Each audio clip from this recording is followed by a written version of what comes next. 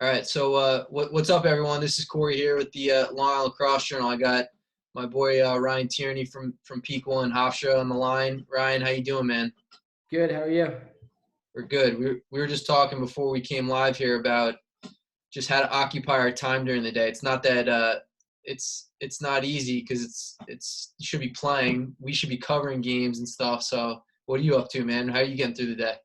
Yeah, I mean, you just find time to like really get through things, organize things, clean things out, and then obviously work out at home. Find a way to use like we have a nice little home gym in our garage, but you got to find ways to get your workout in and keep the stick in your hands, and it's awesome. What kind of home gym you got there? Like what type of tools do you use to exercise back there? We got like a nice pull-up bar, a squat rack, a bench, and then some free weights. So it's a nice little setup. Get me through a couple workouts, modified from what I do at Hofstra, but get through the day. So do you take like your strength and conditioning coaches like workouts and you'll just kind of like modify them at home and Yeah, he actually sends a packet home, like our actual workout packet, if you can get to the gym, or he'll send a modified version with what you have, and he'll make one up for you that's close enough that you're gonna still be working the same muscles and stuff like that. that's pretty cool. What type of like what type of setup do you have back there with music? Do you do AirPods or do you play like a little speaker and get the music going? I'm an AirPods guy. Try to keep the noise to a minimum with my mom and my dad in the house. They're kind of going stir crazy over here, so try to keep out of their hair. I just transitioned to the AirPods like very recently and I can't imagine going any other way. They're great. Yeah, they're just so convenient, and you throw them in. You don't even have to throw music on if you don't want to talk to people. I'm a big like before games. I don't want to talk to people, but I like hearing the music the guys play because the guys are really good. So I'll throw AirPods in so no one like tries to make conversation stuff like that. I'll just be walking around the locker room listening to the music on the speakers, but keeping to myself and getting my mind right. Are most of your teammates like kind of in that like same zone before the game, or is everyone different?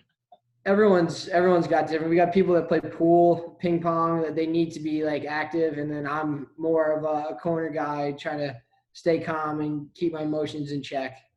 Gotcha. Do you play? So you feel as though you play better when you're like less emotional? Yeah, I try to let the game come to me as much as I can rather than try to take over games.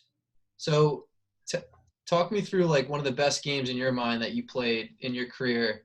Um, like how did you kind of like, in your opinion, break out? Like what were you doing in like those states when you like just just were dialed in and doing everything right? Like why do you think you were so successful in those types of games? Yeah, I mean one of my favorite games from this year was probably Michigan. Love playing against a good team like that, a Big Ten team. The Big Ten's always good. Yeah. And usually, if I can hit my first shot, I usually can feel it a little bit more than I would if I have to shoot to get hot. But when I hit that first one, usually all the nerves go away and you just like game on you. Yeah, no, absolutely. Also, one thing I was kind of curious about for you too, specifically, like just watching, like what's kind of unfortunate, but it's also like it's cool. I got a chance to at least watch you play a little bit in high school, especially like your senior year. But we didn't really start getting crazy with covering the game in terms of like, we do like a big high school preview now, and like we actually go to like we were planning to go to like almost 100 lacrosse games this spring. Like we had a whole team of guys that are going to go out there and do some really cool stuff. But one thing that I saw with you in your senior year was I felt as though like you were like a really good like one-on-one player. I felt as though like you can definitely take over a game. I felt as though like you were a good scorer, but at the same time, like there's always uncertainty around like, okay, how are you going to translate to the college game? Like, what are you going to do to make yourself that much better and that much more effective in college? And I felt as though you obviously transitioned really nicely, breaking out as a freshman and getting some accolades, and you were projected to possibly be conference player of the year this year. For you, like, how are you able to transition so smoothly for maybe a kid that's, again, a really successful senior in high school, but maybe is uncertain about how he's going to be so dominant in college? Yeah. So it was definitely tough. My freshman year fall, I broke my foot, so I didn't play in any of those scrimmages or anything.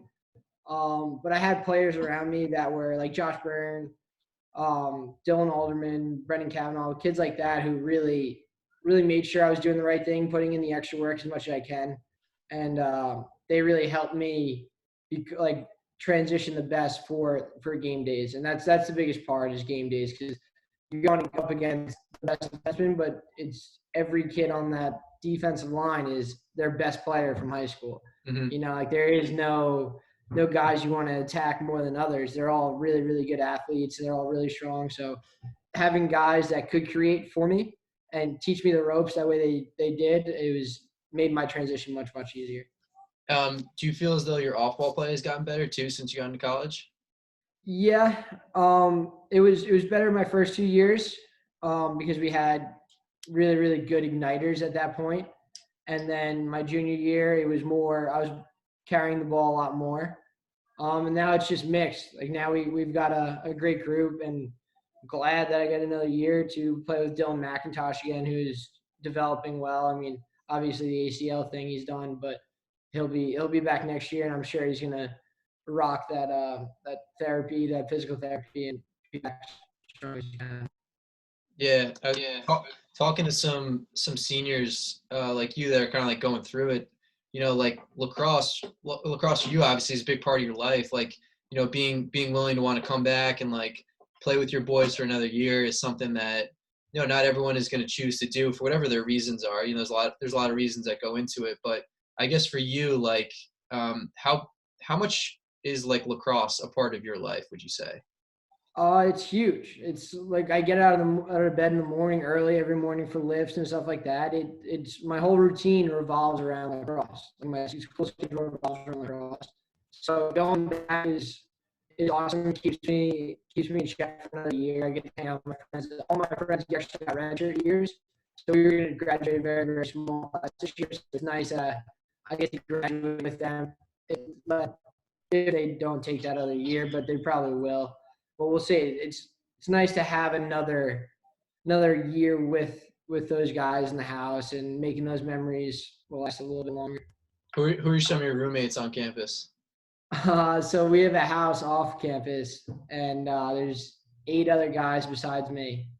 It's Bobby Casey, Michael Altman, Riley Forte, Don Pryor, Sean Dayton, Mike Pico, Joey Lordy, and we have our manager, a film guy, James Puglisi, who played in Tampa and didn't like it, so he came up. He starts filming our practices and our games.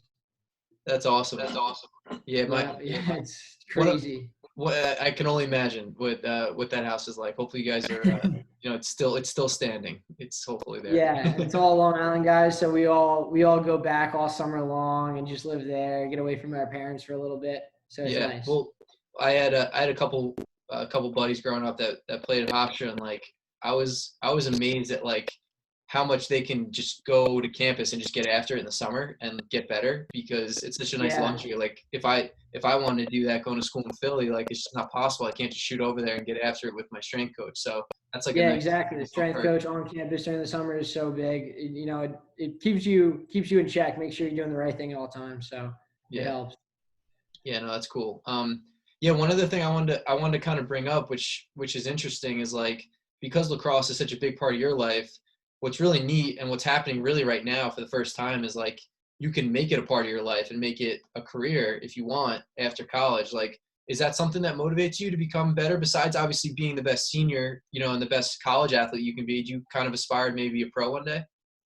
Yeah, it's been a tough conversation. It's been back and forth. We'll see where it goes. It was never like when I was younger, when the PLL wasn't around. It was never like I wanted to play pro lacrosse. I didn't care to play after college. I wanted to get into the workforce, and get into the city, to do that. But now that the PLL is where it's like the way it is and the way it's going, it might be like a nice part-time job as well as having a nice summer off with the boys. You know what I mean? Like not leaving those guys and being around those guys at all times. It'll be nice little networking and really get to know those guys who really paved the way for most of us. Yeah, no, absolutely. It's cool to think too. Like you might get a chance to play with some of the guys you've like been competing against for like 4 years, and Yeah, and you develop a lot of friendships that way.